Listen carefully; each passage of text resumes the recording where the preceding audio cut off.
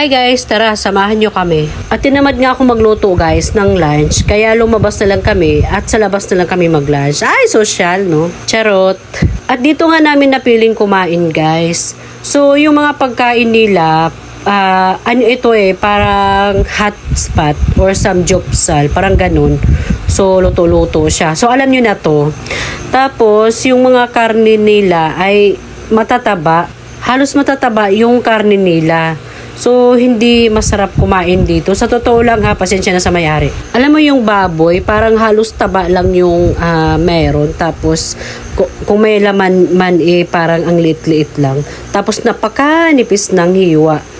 Dahil siguro 199 lang. So alam nyo na, kung taga Urdaneta ka, alam mo na kung saan banda to. So hindi ko nilang babanggitin kung saan banda yung pwesto na ito. At dito nga kami napadpad kasi tinamad na nga akong maghanap ng iba pang restaurant or makainan at sa sobrang init din ng panahon. Kaya dito kami napadpad. So ayun na. Dahil gutom na nga kami, wala kaming choice kung saan kami pupunta.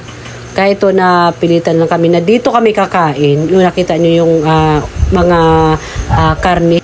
Pati mga anak ko guys, hindi na sila makapagreklamo kasi nga tinamad na nga kami maghanap pa ibang restaurant. Saka gutom na rin kami. Kaya ayan. At ito na nga ang Kuya JC ko. Dahil gutom na nga siya, ayan, tinatayuan ba naman niyang magluto na? Kasi gutom na siya.